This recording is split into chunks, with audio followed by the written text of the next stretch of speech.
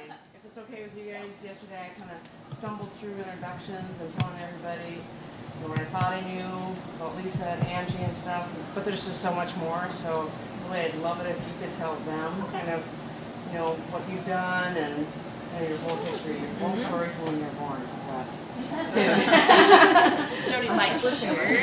All right, Jody, you want to go? All right. Sure. Yeah. Well, I'm Jody Sheffield, and I really want to thank you guys for coming. I have done a few clinics over the past couple of years, and I really enjoy doing them. I've had so much help given to me over the last, 32 years, I guess.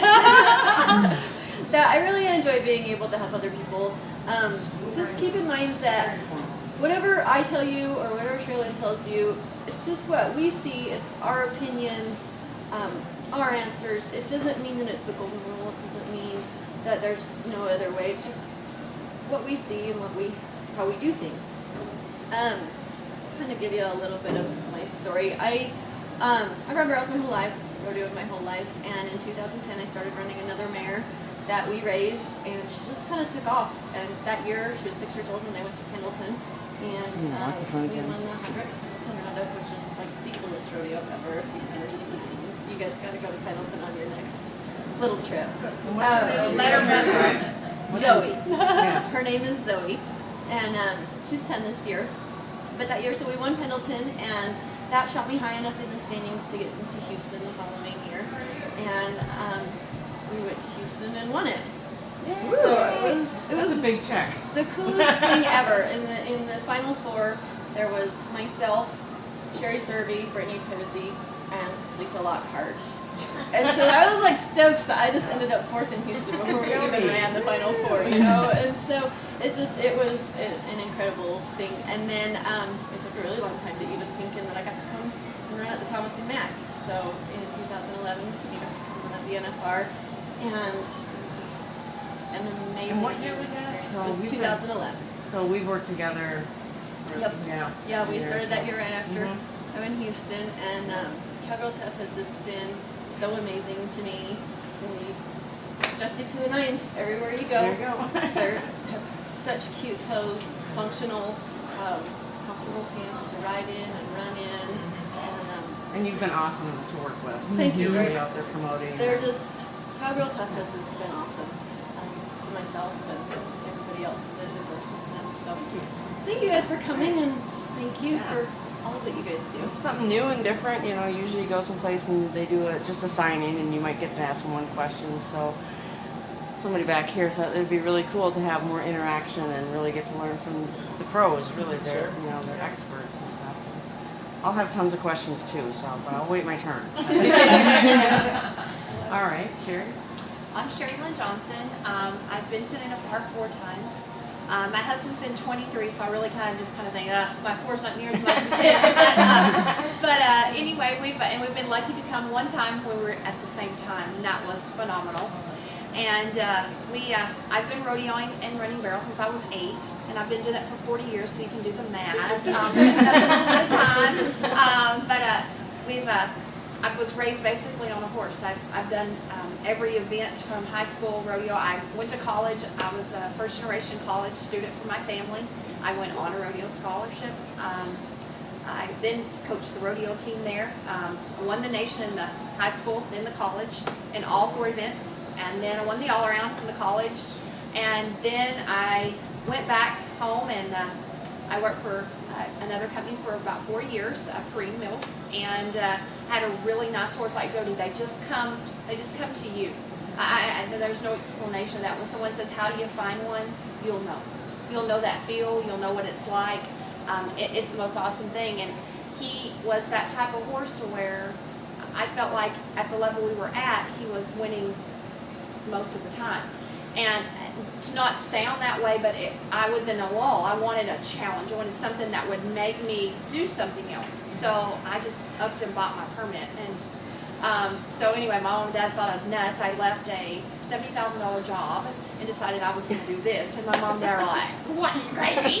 You're a female, that's 15 years ago, and you're crazy. And I was like, well, I just want something different. I want to do something different. I met my husband doing it, and we had rodeoed in high school together. I ran ribbons for him in the ribbon roping. In high school, we won the ribbon roping. In 1982, we won the high school ribbon roping. So that's going to be our claim to fame when we retire, because when you become 50, which I'm pushing it, and he's there, you can go to the seniors and you run ribbons again, right? And so we've been kidding each other, because he said, I could go to the senior pros and run ribbons. I said, I'm not there yet. He's going to run with you. So, but anyway, I guess when we'll begin and end at the same place, I guess, when it's all over with. But I love to run barrels. I have a passion for it. My mom and dad did not grow up on a ranch. He had a motorcycle and a boat. And the next door neighbor, he said, how can I keep my child off the street? I'm an only child, proud of it, spoiled rotten, love it, every minute of it. And the man said, you need to buy our horse. So he sold the boat and the motorcycle and bought a horse. Wow. And so now my mom and dad train and sell barrel horses. Are probably the largest in the United States that do that. They sell all the horses for Ari and Martha Josie. They have for 30 years.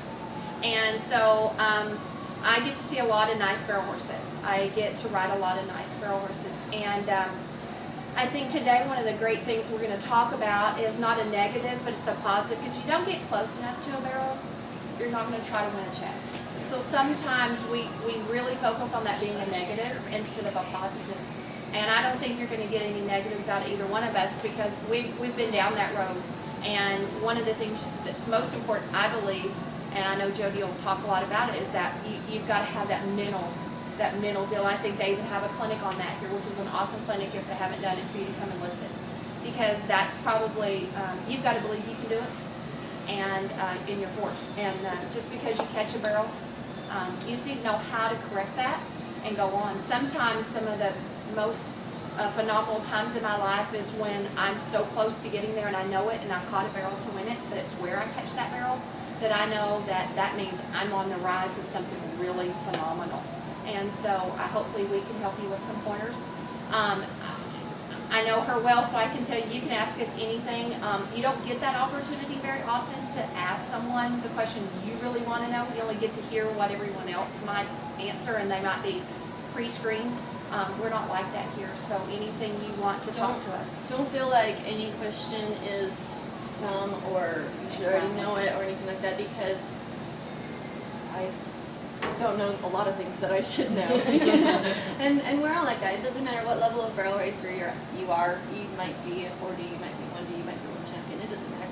We're all out there playing the same game. We all have different goals with it, how far we want to take it. But in the end, we're all out there just trying to do our best, trying to do the best by our horses. And it's tough. It's hard. Like you said, with the mental game, you have to be very strong with your mental game. Set yourself some goals. Sherrylynn talked about when she got her permit, and when I got mine, same thing. I was winning at home. A couple of my friends and I were winning at home, and so we decided to get our permits, and so we did. And we pulled up to our first pro rodeo and just about had a panic attack. But you get over it, you go run, and the more you do it, the more that's just another rodeo, and you just keep climbing, keep building your goals, and setting your sights on one more rung up the ladder each time. She says that happens to you.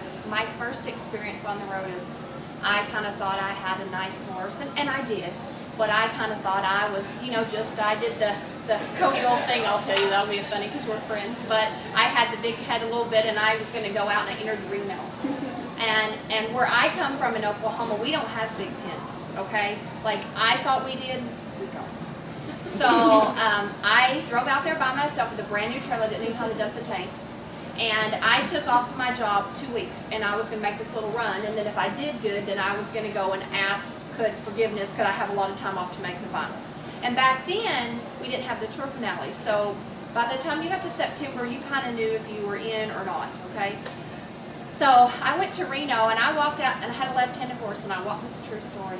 I walked out in the arena, and I was kind of pulled my shades off, and Ari Josie was standing there, and I said, I was looking, I was trying to find where I was going to go the first barrels. I think that's so important.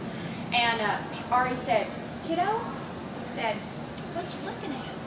I said, oh, I'm just looking at the first barrel in my spot. He said, that's the timer stake. That was it. I might as well load it up and went home. I went, the timer stake? I said, where's the first barrel? Panicked out big time.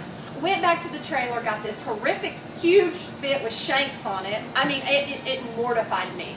My first run there was like an 18-1, and my second run, it was like an 18-0 and hit the second barrel, which he never got barrels, what we're talking about today. It was awful. I mean, it messed me all up. I was just done. Called my mom and I said, I'm going home. She said, oh no. You said you wanted to be a big girl and you wanted to go out there? Get your big pants on. And I said, but Mom, you don't understand. This is really hard. This is bad, you know. And she was like, you get in that trailer. I was headed to Canada by myself. Never been to Canada, by the way. She said, I'll find you someone at 5 o'clock for you to follow. You get in that truck and trailer, and for heaven to take that mess you put on that horse, back off, ride him like you know how, and you'll be fine. This is my mom. You gotta know it. I said, okay. So I got behind these people, which at that time was Shane Wimberly, which made the finals several times, and Monica Wilson, which has been the Canadian director and won the Canadians for several years. Got behind them. They had 2 tanks. I had 1. We drive. They'd stop and pull over and switch drivers. It was me and my dog. She would not drive. Try to get her to. We'd drive. They don't really talk bad, you know. Like, you talk to them. They don't really have Not like much to say husbands, back. right? You kind of go crazy in that truck by yourself a lot of hours. But I will say that they got me across the border. We stopped for 4 hours in Pocatello, which at that time I'd never been to Pocatello. Now I know that's the place to stop, right? And I was so excited for that 4 hours, and then we got up and away we went again. And my tank would almost be on E because I had 1 tank. They had 2, you know, my big tank, and I was nervous wreck. But I drove. They gave me a movie to watch, which was one of those murder talk. They talk. That was great. But when I got there, I pulled into the gate, and the people were waving at me, and I waved back. No, I took the Everyone just being nice. No, I took the ladder off the side of the trailer as I turned the corner because I was so tired, right? Yeah. And they were trying to get me to stop, and I thought they were being friendly, you know. They weren't being friendly. But these Canadians are Yes. When I crossed the border and I got asleep, I got up and I was driving and it said 100. I was like, oh yeah. It said 110. I said, I'll never get a ticket. I was passing everybody. That was kilometers. When I realized it, I was like, "Arr!" You know. So, but I did take the bid off, won both go-arounds and the average at Wainwright the next rodeo. So Mom was right. You know, I was on the right track. But had I let the barrel get me, as we're going to talk today. It's easy to get kind of sucked into other people's programs and watch what they're doing. Another year that I went to the finals, you guys have all probably read what each of the girls do with their horses to prepare them and throughout the 2 weeks and all that kind of stuff. And I started reading what everybody else was doing, and I just got really backwards with myself because I was like, well, should I be doing this, and do I need to be doing that, and all these things. And finally I just stopped reading this and stick to what worked for me and my horse and what our program was. And I'll tell you what, every day of the finals, my husband took my horse up the mountain because that's what she does. That's her thing. That's how we keep her centered and bring her back where she is in the middle of Las Vegas. Everybody has different ways of working with their horses and helping them deal with all this stuff. So it's great to learn from other people, watch what they do, take from them what works for you, throw the rest out the window, create your own program, and stick to what works for you and your horse, because in the end that's going to be the best. Like Sherrylynn learned, you know, and we've all learned, just because it works for somebody else and that's what they do, doesn't necessarily mean that that's going to be a fit for you. So know what works for you and your horse. Believe in it and stick with it. Because otherwise you'll get to Vegas and have a panic attack. Yes, I agree. My first one was the same way. Everyone was getting acupuncture the first day they lined up. I got my $100. I lined up with them, just like you said, because that's what everybody was doing. And at that time, that was Kate Blanford and them, and they were She's all, doing it, and she's you know, doing it. and they're So I got behind them. About the third day, I thought, you know, I got here without the acupuncture, put the $100 in my pocket, went back to what I was doing, got a check. So yeah, you're right. And that's what hopefully we can give you a little something that'll help your program, or else let you feel like, yes, what you're doing is working. You know, so what questions do you guys? Does anybody have any questions? I can start. Go for it. So when you if you have a horse that likes to run past the first barrel in a big pen, where a small pen, they rate really good and they turn good and they have a really nice, you know, but then when you switch them from like an indoor to a big outdoor, like my pen, and my horse does it even in his home pen. Sometimes he'll hook that and the next time he'll just, you know what I mean? So I don't know if I'm doing something wrong or if I should set him different or... Probably many things. Because that's your money barrel, so I want it. You very well could be signaling him differently. I had a horse a while back that I just thought she was amazing inside, but I could not get her to run good outside. It didn't matter what I did, she'd run by him outside. And finally, one year I was at a rodeo, and I thought, come hell or high water, I'm going to win a check at this rodeo. And it was me. I did it. I changed what I did. I got rid of my attitude that she didn't run good outside. I changed what I did, and we won a check. And I got to where I liked that horse outside a lot better than I liked her inside. But the problem with running horses indoors so much is a lot of times they'll get reliant on the walls. They won't hit the barrels, they'll rely on the walls. I mentioned that I had one Pendleton. Have you guys ever seen Pendleton's rodeo? Okay, that's huge. Yeah. That is huge. Like 24 seconds? Yeah. Like humongous pattern. When we started my horse, it was just kind of my husband had knee surgeries. He wasn't able to ride very well, and Zoe was 3 years old. He took her out into the desert at his dad's house and picked out bushes. The bushes were our barrels, and he would run her at them, make her find them. Then we got to where we take my pop-up barrels out, set huge patterns up, make her find them, make her hunt them. Because then when you go somewhere, whether it be big pattern, small pattern, indoor, outdoor, your horse is going to hunt that barrel. She almost always overruns that for Sherrylynn. She's used to a big pattern. So it takes her a second to actually. So horses, whether it be running by a barrel or running into a barrel, whatever it may be, they've got a brace built up somewhere, and you have to break that brace. If they're running by it, it's because they're not soft, they're not coming back to you. If they're not running up into those barrels and free, it's because they've built a brace that way too. They're not freeing up. So you don't even need a barrel to fix that problem. What you need to do is get your horse to come back to you. We spend a lot of time on our horses just opening them up. It doesn't matter if it's in an arena, down a wash, whatever it may be. We open those suckers up because you're always holding your horse back, no matter what you're doing. If you never turn them loose, they don't know how to come back to you. A huge part of a problem too is a lot of times people, especially if you have a horse that's come off the track, but it can also do with any horse. If you are not turned totally loose going to a barrel, especially your first barrel, you're not turned totally loose, your horse can't come back to you. It's not going to, because you're already holding it and it's already braced against you. So there's no change when you want to come back and check her up for the barrel or whatever it may be. There's no change. You're already pulling on them. So they're like, well, you're always pulling on me, so it doesn't matter. I'm just going to keep running anyways because you're pulling on me. No matter what I do, you're going to pull. You have to turn them loose and work your way backwards. She's saying that, like, if you put a bit in a horse's mouth and they have contact, if they once have contact, then how do they know if you contacted it again? If you're already here and then you do that again, I really don't feel it. But if I'm here and you do that, I feel it.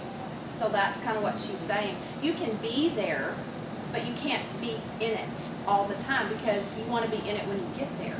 So if you're in it all the way there, then when you get there, there's nothing else left. And so that horse, and so it's kind of like if you pull on me, if you get a hold of my arm and you pull on it, pull hard on my arm, just get on my arm, then I'm going to pull back or else I'm going to fall into you. A horse does the very same thing. You can pull, but then you have to release because if you don't, then that solid tension, then they revert backwards. You're never ever going to be able to outpull a horse. The bigger, they're stronger. You have to be so conscious of your cues of your horses, whether it be with your feet, your hands, your seat, whatever it is. If I'm constantly sitting there going like, just knock it off, and I'm like, hey, yeah, what do you need? You're there. So you have to give them clear signals, give them your warnings, Make sure that you're signaling them that that barrel's coming up. You're sitting, you're in your stopping position. You've asked them to make the turn. So there's clear cues getting them prepared to set up that barrel. So do you feel like when you send them to that first barrel, no matter how much space you have, do you send your horse the same every time? Not Or do you safety up a little bit if it's like the barrel's like right there? Because that can. Are you talking change about your- like if you're making a run? Yeah, if you're making a run, and the barrel, whether the barrel is like really close to the gate, you know what I mean, the timeline. Do you, do you want to send them the same every time? It's a timed event. You want to get there as fast as you possibly can. So Your horse should turn no matter what. Yep. That's why you want your horse to have those barrels, not fences. The barrel's just an object. They don't even need to hunt a barrel. Like I said, hunt a bush, chase a cow. It's just an object for them to go after, make it a game for them. Horses can get so bored going around and around and around a barrel because it's the same thing as holding on to them or constantly just bumping them with your spur. They're going to get into it. Around and around and around and around. And they're like, what? Going around it. What do you want? You know? So, make it a game for them. I'm sorry, how do you make it a game for them? Like when you say that, like how do you make it so they feel like it's fun? For example, with a cow. I want to go after a cow. Let them chase that cow. Walk them onto that cow. You go out and you set a barrel out. Take one barrel out in the arena or out in an open space. It would be even better. Set it down there a long ways and blast your horse at it. Set them down. Let them see it. Teach them to rate and hunt that barrel. If they don't set down, they've got to get off your hand. But what I mean by a game is just keep going around and around and around because then it's just monotonous to them. They don't know when they've done right or wrong. You go around that barrel and then pick something else to do, whether it's, go across a ditch or find a bush or chase that cow. Obstacle courses. My husband and I spent so much time doing obstacle courses. It's just fun. We just make them up in our head. You might go around the grain bin, run a cow out the field. Just make it fun for them. Like she was saying with this barrel, and kind of what you were alluding to on that rate part of it, back to the same thing with her mouth.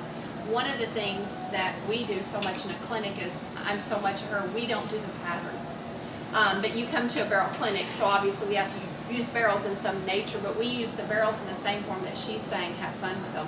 But let's say you put this barrel out here, and what she's saying, you're wanting that horse to rate, whether it's a long distance or a short distance, because it's only 60 feet between that timer and that first barrel, if you'll think about that in reality.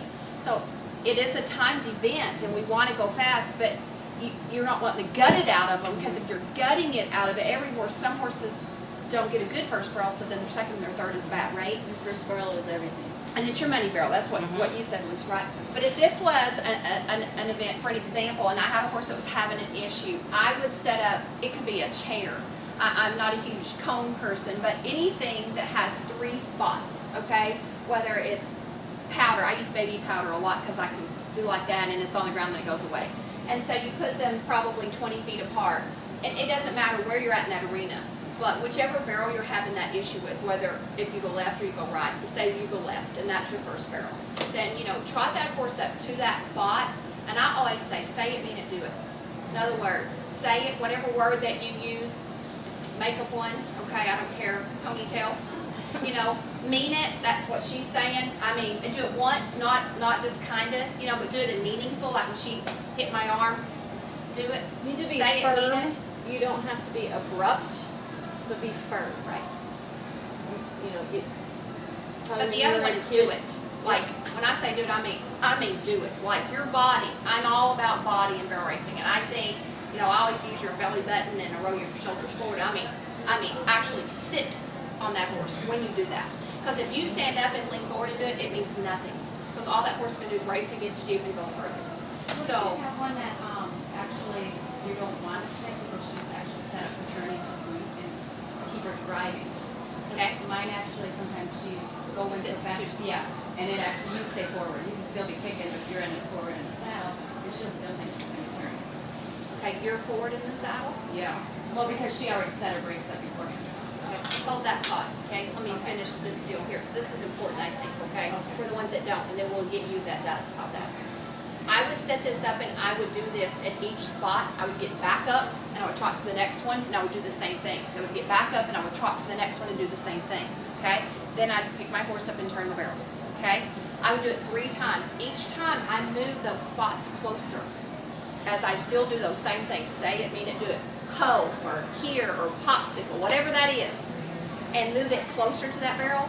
The 4th time that you do that, if you lope to that barrel, and you don't have to do this anymore, if you'll actually sit, that horse will just and turn that barrel. And I've had 30 clinics for the last umpteen years. A year, I've never had one person that doesn't work on. I'm talking about the most wild, crazy horse in the clinic to the radier one. Because they're listening to you and not so much as a You want to as a pull. save But I your wanna- I'll whoa keep your- for when you need it. Right. Because if you're always saying whoa at every single barrel, every single run, Right. again, they're not used to it. You want them to listen to your cues. And then if you're really rolling in there at one that's a long ways down or a short distance, then you pull out the whoa, a little bit bigger signal, because you'll get that reaction. You want your horse to be able to stop without you pulling on the reins. Correct, with your body. Sit, we call it stopping position. Feet forward, sit, shoulders back, whoa. Without ever pulling on the reins, because there's going to be that time when you're running across the desert and there's a ravine. You want your whoa to work, right? With no bridle, that doesn't work. I tried it, it didn't work. Like with your cues, gauge your cues. Start out, you ask them to do something with your spur immediately all the time. Your spur's not going to mean anything anymore. Start with your leg, then move with your foot, then increase to your spur. You don't get off your spur a little quarter or something. You increase those, but then go back, because you want to ask for minimal amount that you have to get that result. You don't ever have to want to go to your 10 every single time, because then you're going to need a 20. Then you're going to need a 30, and pretty soon it's just running off. You had a question though, because all horses aren't the same. Like she's asking for one to rate. You're saying that your horse has too much Right. rate. As soon as you sit, she's turned. As soon as she sits. So it's not very often I sit, because I'm still on that drive. Okay, but is your drive an up drive or is your drive a lean drive? Have you thought about that, where your position is? Because sometimes we think that we're actually telling that horse to go forward, or we're not. We're cueing them to sit. So that's my question to you. If that makes sense. Sometimes we think we're doing it, but we're not. Like we can be sitting on our butt, for a better word, and just throbbing that horse, and they're going nowhere because you're saying sit more, sit more, sit more, when really if, I mean, there was an NFR world champion that used to just squeeze with her feet, and that horse would run like there's no tomorrow.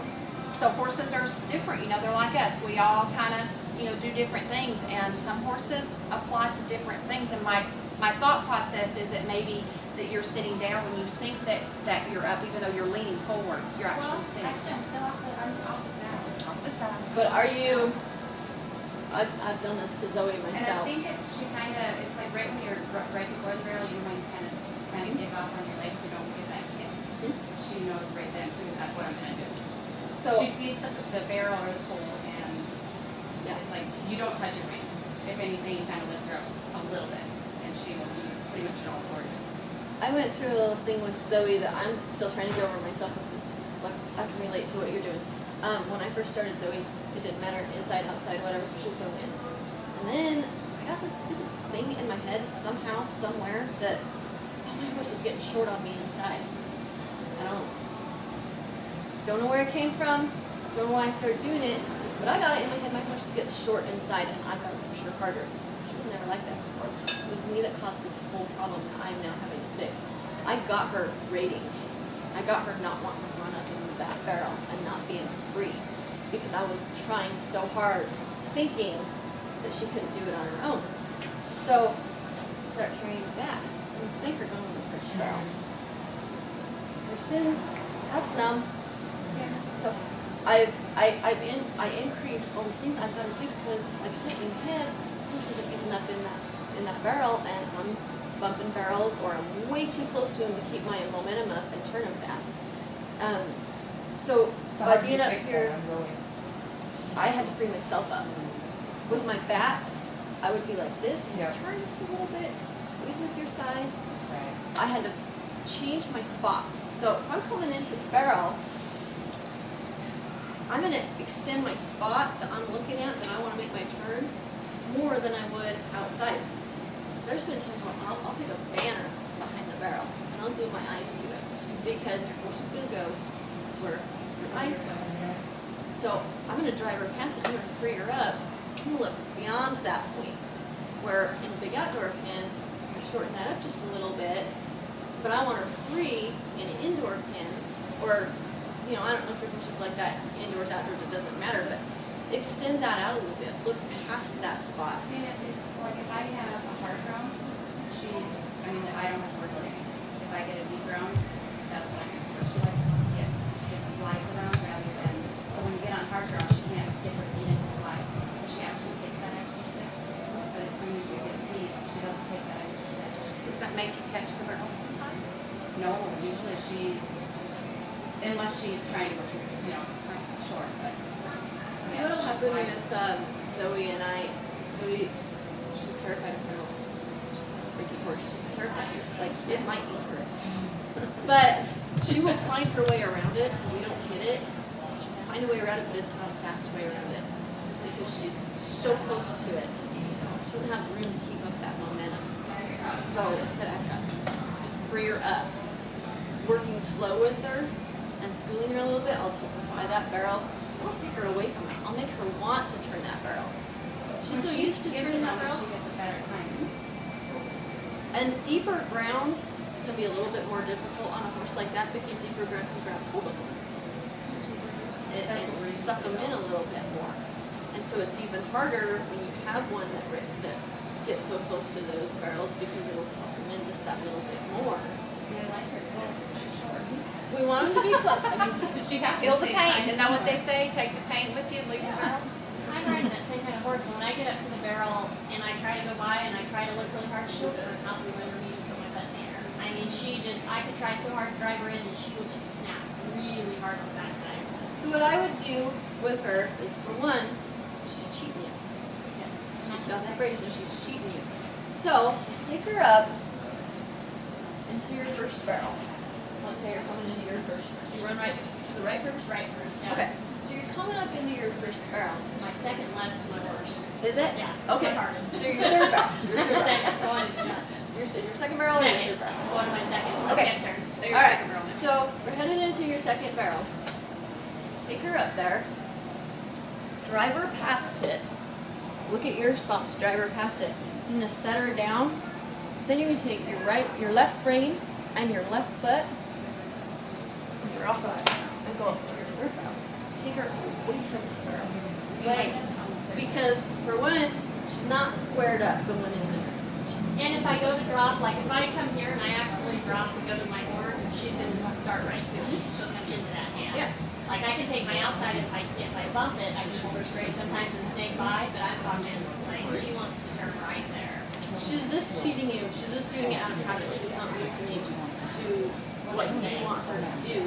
So you've got to freshen that up. You've got to make her think that, like, you take her up there, take her in there, take her away from that barrel. No, you're not going to turn it. I know you want to turn it. You're not going to turn it. That's like going to the barn. You want to go to the barn, right? Yeah. And when I do her, how far, like if I do every once in a while go in and let her turn and I'm doing slow work or something, how far should I put her past the barrel since she wants to turn around and top of it? If you've got one like that, like Zoe's the same way. Zoe's not going to run by a barrel. Right. Not I'll go on a barrel. So you can go past it and try to open her up. Yeah, all the time. get her going past it. Something else that you can do is you can go to Walmart and buy a hula hoop, pay like $1.50, and you take you some duct tape, and you can put it right here, and you duct tape it on this side of the barrel, and it comes across and it catches here. Okay? And if you think of that turn that you're a little tight going into that turn, trust me, this is plastic, and most of them have little shaky beads in them. And you put this at that barrel, and then you do that very same barrel turn just like you normally would. When she gets to that spot, and you can move this according to the spot that a horse is tied on, because when you put a cone down on a barrel, that cone goes away, so does what the horse was doing. He knows it's not there. He has no clue this is there. It's not on the ground. It's like an extra part of that barrel being bigger. If you will do this and lope that horse, and this is where that horse is cheating you, and you ride it the same, when you get there, he will automatically move out. And what that does for me, for you, is you don't know how it feels to ride him correctly because he's not done it the right way. So once you feel it, then you'll know how to adjust to do it the right way next time. So when he moves out, which he will move out because he'll be scared to death of this thing when he sees it. If you come loping across here and he doesn't know it's here, trust me, he moves, okay? When he does, you'll be able to use whatever method that you use with your hands, whether it be a pickup on the inside, higher or lower, or straight like you were talking about. You'll be able to do that the correct way with his head looking in, which is what you want him to do. And this will give you that position. I've never not seen this work. So I'm telling you, it will make a difference. It's $1.50. If you were to hit it, all it does, it could bust. It's not going to do anything. Yeah, or put the tape back up. But it makes a huge difference because a lot of people, it's on that corner right there, or it's on that corner right there. You know what I'm saying? Leaving the barrel or going into that barrel. It will give you that position that you need, that maybe he's just cheating a little bit. And that's kind of what I was thinking when you were saying rake, but you were saying out here. That's why I was trying to get in-depth. This will give you that position without you having to do it. Because eventually you're going to go around this barrel and you want to be able to feel it. Because I personally believe it's a feel. Every horse has a different style. There's horses that are two-turn styles. There are horses that you cannot ride every horse the same way. It's not like a basketball game where I go, okay, 2 miles and 4 tens, you do this, and 4 more, it's not like that. You know, when the pattern's longer or shorter, things are different on the same horse. So you got to know what to do. This allows you to get that feel so you'll know what to do on your horse. I like that. Okay? Now, where she's talking going into the barrel, I'm more up and in the center of my horse, trying to drive her up in there. I'm scared to get up over her because I'm afraid she's going to duck out underneath me. What is the correct way to get that extra distance going up in there? What should I be doing with my body to get that extra distance to push her by? First of all, before you do any of these kind of exercises, you have to make sure that your horse is responding to your cues, with or without a barrel or anything. So you have to make sure they're getting off your foot when you ask. You lift your pen, they need to get away from it. You have to make sure that you have all those checkpoints in line first, because if you don't, that thing's not going to hurt bad enough that eventually, you know. And so make sure all those. Then use your hula hoop or whatever, you know, your cone, your pole, whatever it is. Don't let that be a crutch. Make sure that they're getting off of you in every way. You should be able to bend your horse in every way possible. She's Move pretty your grown. hand around. Yeah. Yeah, I can do all my body parts. She's pretty grown. And it's just your checkpoints. Every time you get on your horse, just check those checkpoints. Make sure you got all those parts. You're okay with me? Oh, yeah. Okay. Okay. Sit right here. No, over. Just sit on the horse. Just like this, okay? I'm going to show you something, okay? Okay. It is not easy. Good. Okay? Good. What she's saying, we'll see if you can do it. Okay. Okay? When you take your feet off the ground, off of this barrel, it moves. Do you see how it moves? Okay? If you're sitting in your position where you need to be, where you're not sitting on your pockets, because most people sit like this, Right. and you can't get up because then you do one of those. Okay? So if you're sitting on this properly, and you take your feet off the ground, you'll be able to put your hands here. If you're stiff here to here, which a lot of people are and they don't realize it, when you pick your horse up like she's saying, see how I fell off that barrel? See how that moves? See how I fall? Okay? But if I am in this position where she's talking about, where she's wanting you to move, and she's saying you need to know that before you can actually, which is totally correct, because this is the first thing we do at the clinic. If I get you on this barrel, if I'm stiff here, I'm going to move. But if I get down in this swell, I can just do all kinds of things. It's my Part hips. of the barrel. Okay. I'm part of the horse, and I can actually move it, okay? And I can do everything, and that barrel goes down. It goes Couch on. is down to your barrel. Now, sit down and see. It's not as easy, because immediately you freeze just like you do on a horse and you're stiff, okay? But see how it's Think about it. moving? If your No, horse you want to be feels able to fly move on it. but you don't want it to be able to flies on it. Okay. If your horse And can these would feel be a like where your fly hands on are. there, Okay. Now you just can see if feel you can every move that. tiny You can move that horse.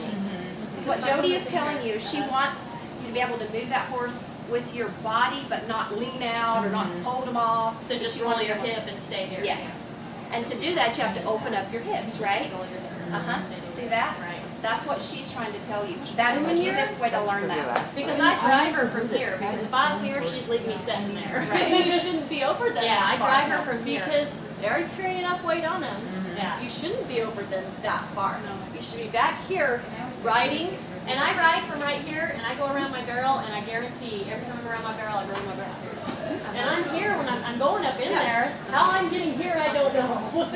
But Part of it's- that could be because it depends on where you are on those pockets. Like what she's saying get down, but she's not saying Get down in your way. kick like a saddle walk rider with her nodding out there. Right. You know, you've got to be in here. In order to do that, I always tell everyone, like, in relation, think about your pinky toe and your big toe. And if you push on your big toe, if you're sitting in your seats now and you're thinking, you're not even to think about, if you're sitting on your big toe and you push in, okay, what that's going to do is kick your feet forward, okay? You're squeezing right here, right off the bat. Like she said, when her horse started rating, she was making, because she was squeezing, right? So that horse is rating more. But if you were to think about your pinky toe and you were to push on your pinky toe, see how that opens you up in here? Yeah. If you're just standing there, then you're allowed to sit down on that horse in your position that you are. That way you can actually run So I it. need more weight on the outside of my toes to Then free up the that's You inside. need your thighs to be open. That way it's Like open. you need to ride in your neutral position. That That makes a way you huge can get difference down to stop. from your way from your pinky toe to your end. Now, my curiosity is, I want you to try this. Huge difference. Because you were telling Jody that you felt like that forward motion. Yeah, because what it does, like, I want get you to see if you bruises can do right this, here if you're okay because with it. she's in a dead zone. Yeah, You she's know, fine. if you're okay with it, I want you to see, to feel it, because we're in a learning process. I mean, if you get one thing out of something that you do, it's worth it, right? We always think that we're doing something. And See, realize okay, not. all right, put your Or hands you here. don't think you're doing Okay, anything, sit like but you're then you're like, sitting. oh, I really was. Okay, your feet are off the ground. Okay, now, you see if you can move that girl with your butt. See how see how she's just left, right? Okay? Instead of that, I want it to be here, here. More hips. Oh, well, Okay. Okay, and that's what happened. That's because it's more stiff here. Okay, take this part, like Jody was saying, and set back, like you're sitting down into it. Not just back, but you're crouching down into You just it. want to like roll. Like roll. Okay? Just kind of Just push hip into. roll. I tell everyone, find like pills where you don't want to go, and it works. Like You guys have imagine the your sound belly too. button trying to touch your backbone. Just Uh-huh. okay. You can. No, I'm out of line. Oh, okay. That's fine. But that's Oh, part okay. of But us that's part. being in shape too. Right. Right. Oh, Us not you know, it's like our fitness and our health is just as important as our horses, because if you're compensating for somewhere in your hips, Oh, I just it's got gonna come. injured. I don't. No, I was my thinking in goodness, don't general. do it. I'm just using you as an example though. If you're compensating for soreness somewhere in yourself, They feel it. you compensate other places in your own body. turn my That abdomen. transfers to your riding. That throws your horse off. everything You need to make sure that you're fit and in shape just as much as they are. Because if you're not, you're going to throw them off eventually. And taking care of yourself. Like my horse gets chiropractic and massage and everything. And I don't do that for myself like I should. And I'm not saying that you need to be at the spa every day or without these birds. If you've got something going on, you need to get it fixed for yourself, not only for your own health, but for your horse as well, because it's going to transfer. And then you'll have things start getting out of balance, whether it be a rib, hind foot, you know, your shoulder, your whatever it is, things are going to start popping out of place.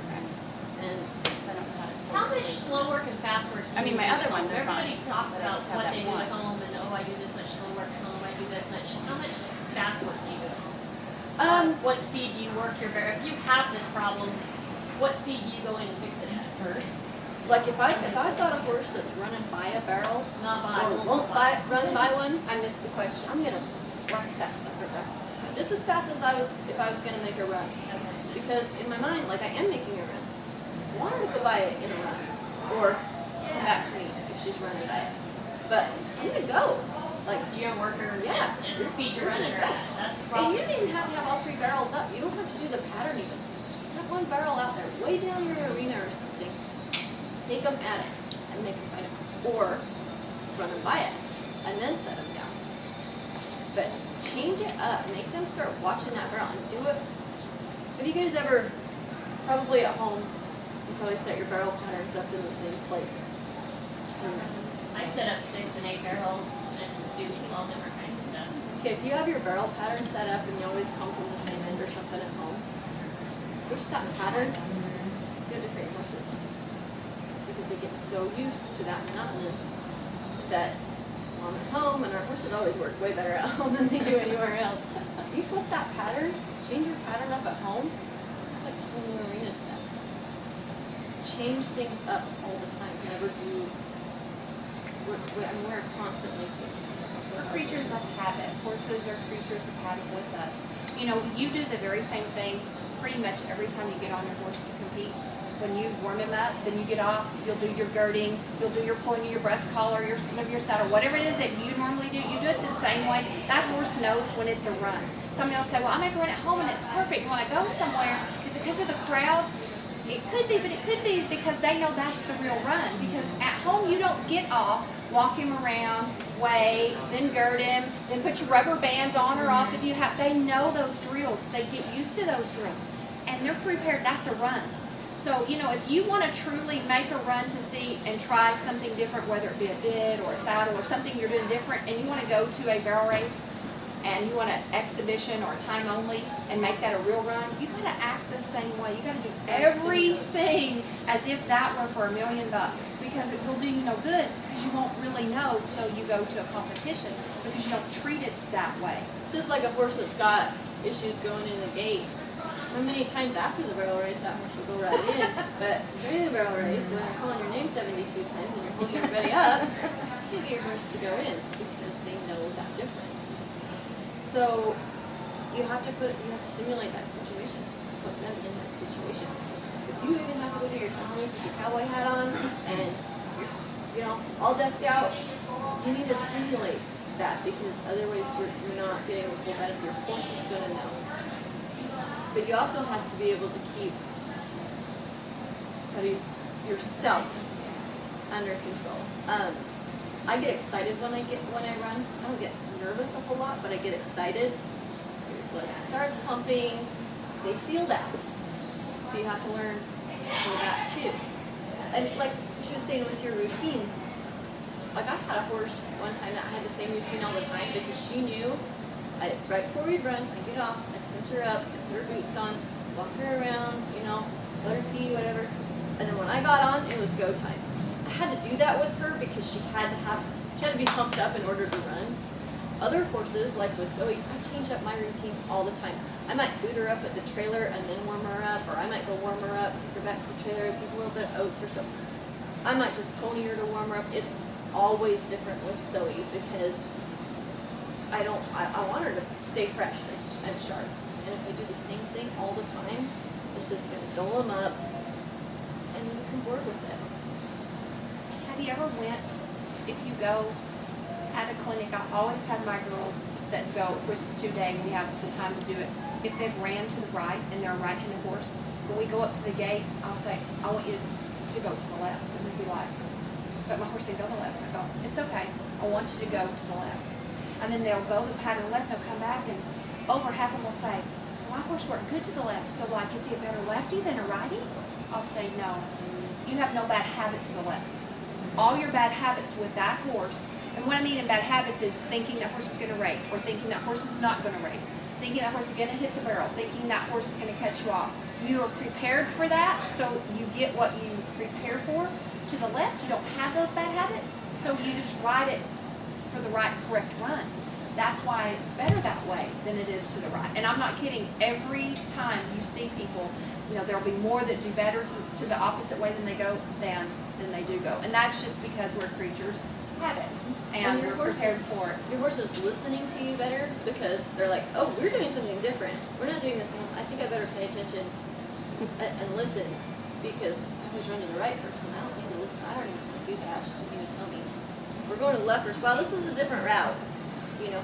So they're fresher and they're gonna listen, but then you're also more attentive because you've changed up the See, I think situation. mine focuses on the actual end pattern because I don't just do barrels, I do different events. And one of them is exchange, and I have somebody at the end. And when I get to them, I have to bail, but we're in a dead run. And as we're coming to them, I have to set and bail, and she can still turn around. So she's actually seeing the specific thing there without, because right at that point you can't because you're jumping.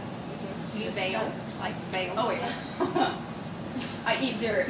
That way you have to Just Cowgirl Tuff. Yeah, we eat dirt. I love it. But I can't actually totally lead the horse until they actually touch something around the horse. Okay, if you think about this, how many times have you ever seen a horse intentionally run into an object? Not usually, no. Okay, they don't want to hit barrels. They don't like hitting No, barrels. she lives in just It hurts them. that's why the barrels always floor. So you always need to make sure that when you're working your horse on a barrel, that barrel is within their eyesight. They can't see directly in front of them. So if you're stopping your horse in a barrel way back there or something like that, they can't see it, they don't see that object that you're working on. But if they see it, then they know what it is. Whether you come back here, they can still see it. If you take one by it or you set one down, you know, they have to be able to, that barrel has to be in their line of vision. A lot of times, like you'll see somebody coming across to their second round, come off their first, they come across to the second, and about halfway across that, they're oh shit, oh, okay, you know, and They race. oh my gosh, oh. So the first thing they do is pull across their neck, right? Which makes it worse. Sets them up even worse.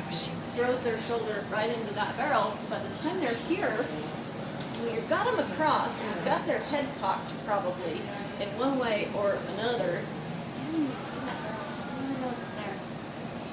And then they crash it. So there's so many people that are like, oh, my horse shoulder's a barrel.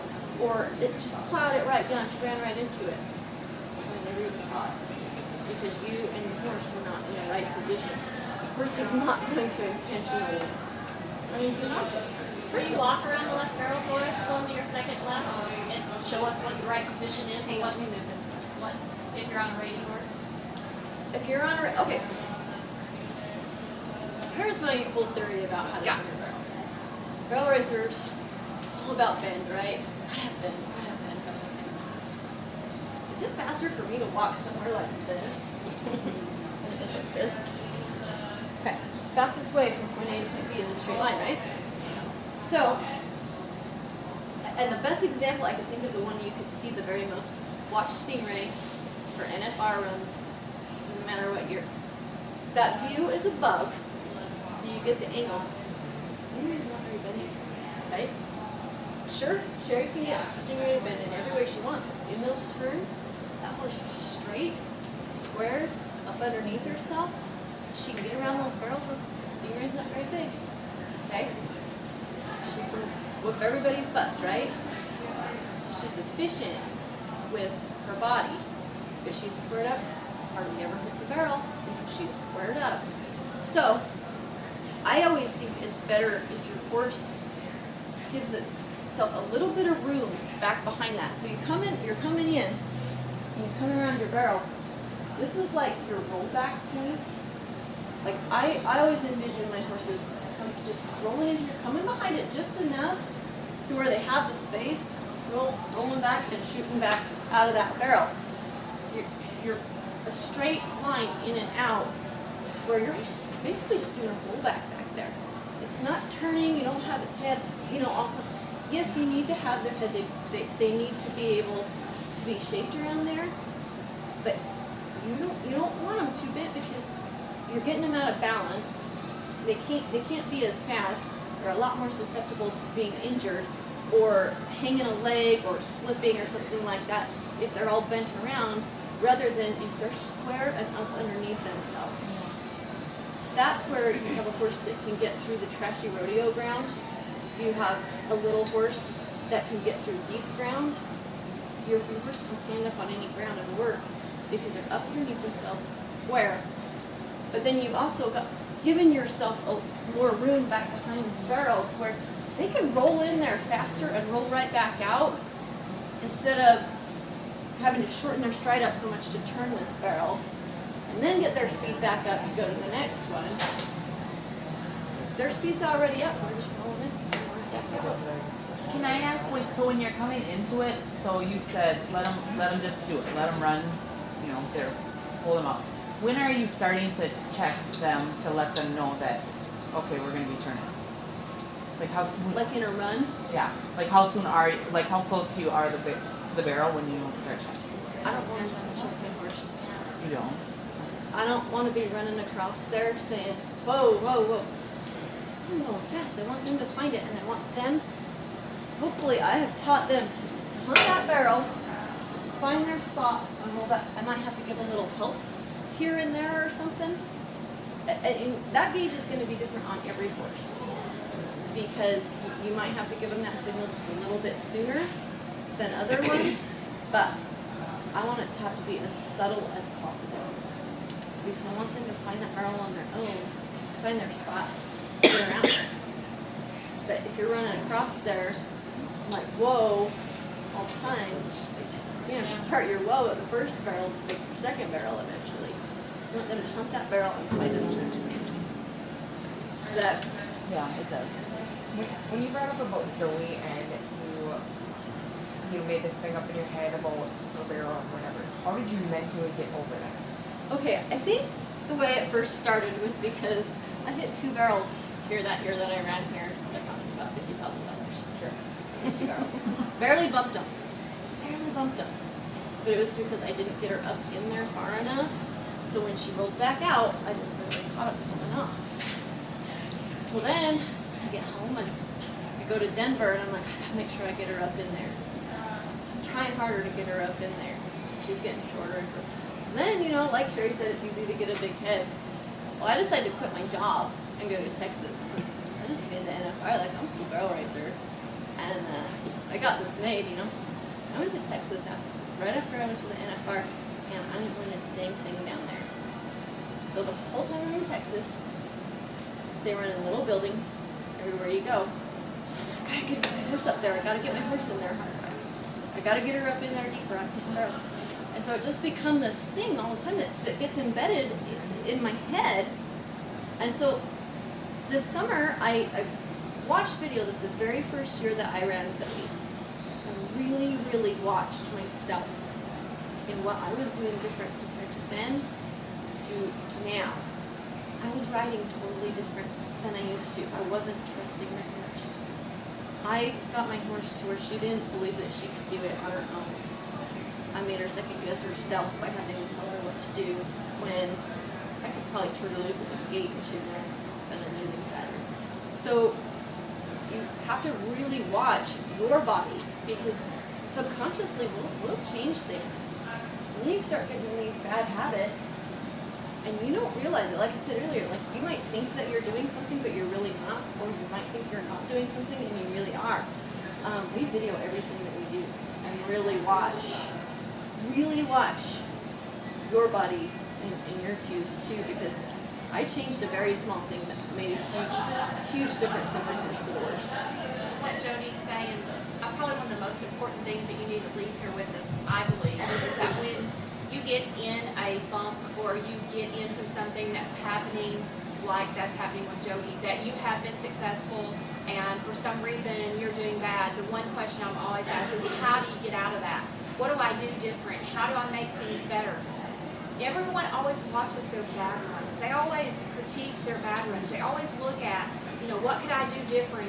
And instead, find the good runs. I don't care if it's in the backyard pen, okay? Or if it was from 6 months ago. Find the good runs and watch them over and over and over so you can really remember how to do it right. Because we get into so many avenues going here, going there, we totally forget how we actually could do it right the first time. Get in that. And it'll also pump you up. If you want a good confidence builder, I want all 4 rounds at the Puyallup Tour finale. No woman has ever, I was the first one to ever do that. And back in the day, like you said, Stingray, Martha was on game. She won second behind me all 4 rounds. I won first, all 4 rounds. I'm the only woman to be on the cover of the PSN in the history of the world. Like, it will never probably happen again. The girl, because it's guys, right? That was such a pump for me. So when I get down and I feel really bad, I just whip out that video camera and get my own little cheering section going. Watch it, learn from the mistakes I'm doing now, but get myself pumped up going, yeah, I still can do this.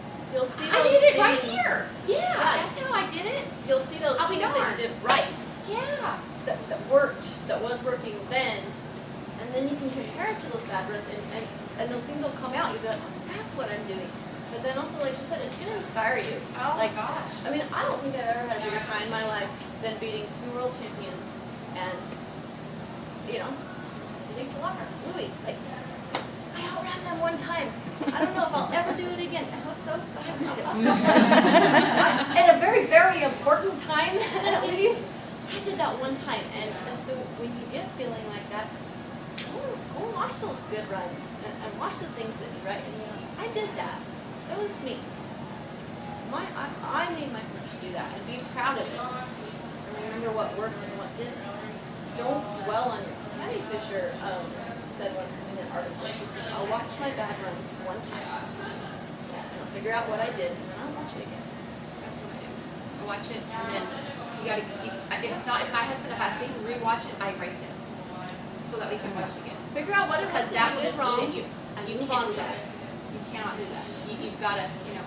And also something else, is I don't know, I'm sure Jody would do it, I'm not speaking for her, but if you have my website and you have a video and you get home and you're doing something that you just can't quite figure out, I tell them, it's your fault if you don't send it to me, because I will talk to you about it. I will send you an email back the same week you send it to me, and no, it doesn't cost you anything.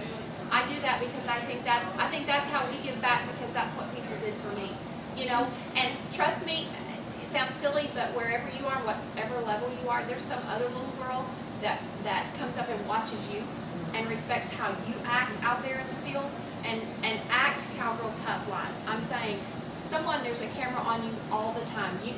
I mean, from the smallest little bitty place to the highest place you are, you know, have an image, because someday you may be here too, and when you are, you want someone to walk up and say, I really like you because you were nice to me when I was at the rodeo in 2001, and I'll say, where? And they said, I was nobody and you were nice to me, and now they're at the NFR. You see what I'm saying? That's pride, and that's being Cowgirl Tuff, and I think that's what we're trying to tell you is we want to help you, because there were people that did that for us when we were trying to get here.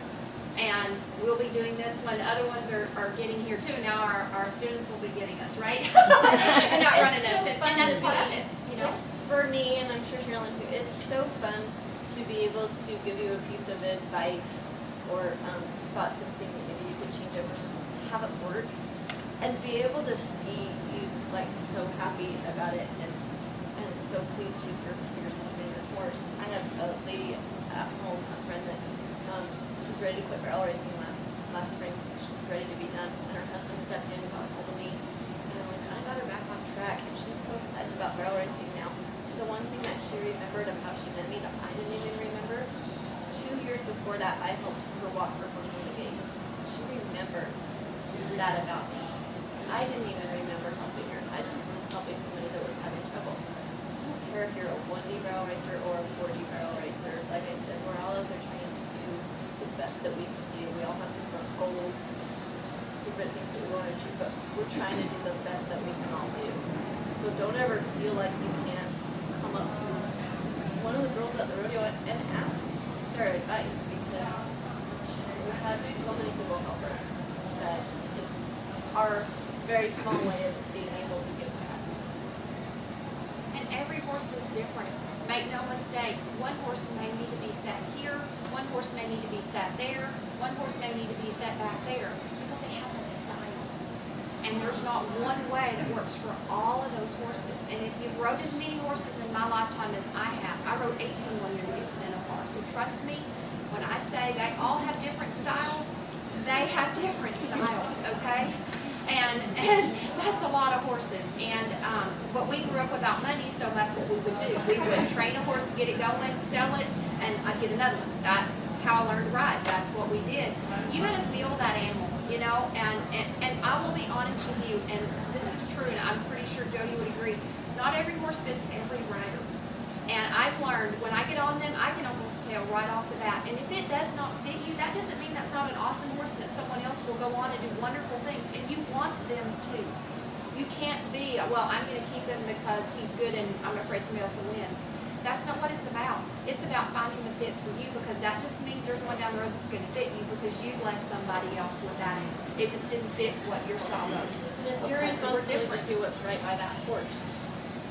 If that horse has better potential with somebody else, turn them loose and enjoy being able to see that horse. You're going to be frustrated yourself if it doesn't. You know what I'm saying? I've had so many people say, man, this horse, I know he's got it, and but it just doesn't feel good to me. How long he had him? I've had him for 3 years, and he's just not. And I'm like, okay, at that point, it's like, okay, maybe it's better that you find something that fits you, because I've been down those roads more than once, but that doesn't mean that's not a good horse. I've seen a horse go to someone else and win twice as much horse with me. I've seen one that I, kind of what you're talking about, back in the day when I really thought you just kicked, because I rode 2 or 3 that you kicked and they were more honest. And then you get on one that's more freewheeling that you really can't do those kinds of things too. You have to adjust to those animals. And if you can't adjust to them, they're probably not going to fit you. You're going to be in conflict and turmoil all the time about that. So, you gotta know the difference in that animal. And it's really important. I think that's what barrel racing is all about. It's not some golf game where it's a ball and we hit it, right? It kind of has a mind of its own lots. So. When you guys go in to compete, are you up and aggressive, or are you more relaxed for your horse so your horse doesn't get bad at the gate?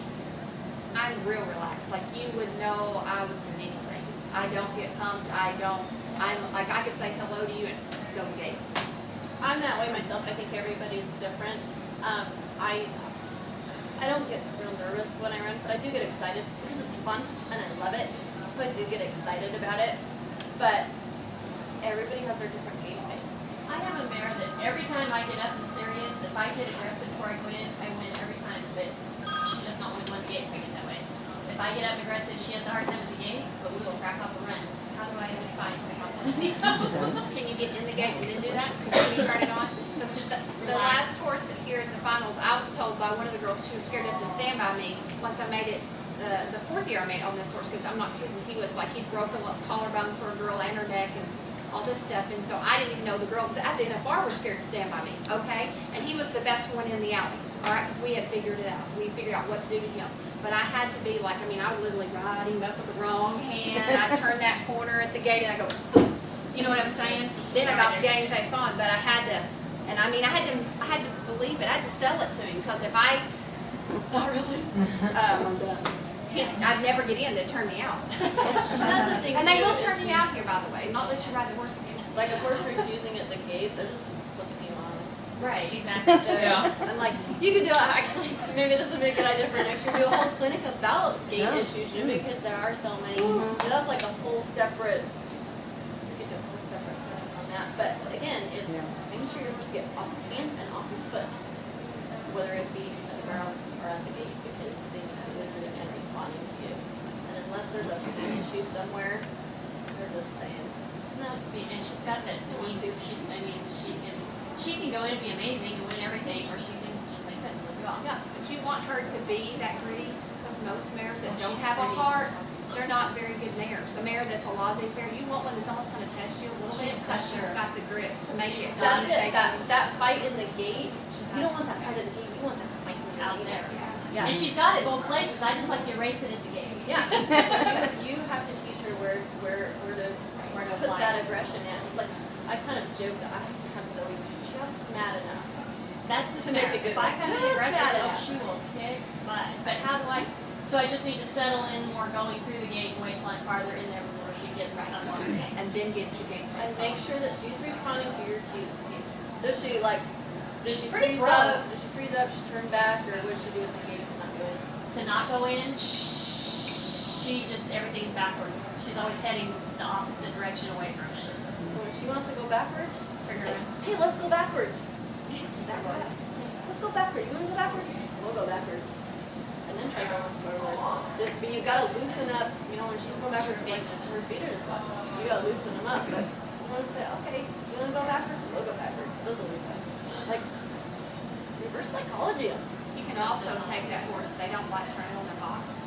So you can take that same horse and turn it left, then right, then left, then right, then left, and then forward. The minute he does it, move first forward, left, then right, left, and right. They will go forward because they do not like that. They're like, just, they don't go backwards, they don't go left or right. They just want to do what you don't I thought let about them do. doing that before, like when the girl in front of me's running, start turning left and right, so when it's my turn, I can just go in.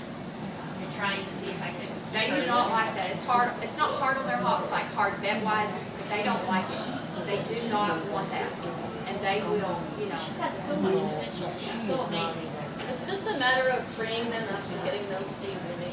Because when they stop those feet moving, they refuse it anyway. They're just saying, You know, I gotta cut in. I know this is awesome, right? This This is is. an awesome experience. I'm glad you came. Yes. you would put up with I'm that so with glad we us walked every all the way day. from the strip Yeah, down. that's what Really? Wow. And I had a cold drink for you. That was very right? nice. Yeah, you need it.